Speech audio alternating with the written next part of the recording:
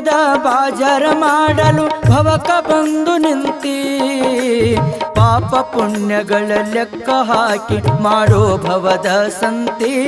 ಬಾಜರ ಬಾಳ ಗರ್ದಿ ಐತಿ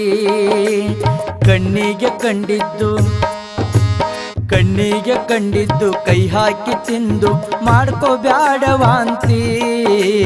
ಮನಸ್ಸಿನ ಬೆನ್ನ ಹತ್ತಿ ಹೊಂಟರ ಸಿಗುವುದಿಲ್ಲ ಶಾಂತಿ ತಮ್ಮ ಸಿಗುವುದಿಲ್ಲ ಶಾಂತಿ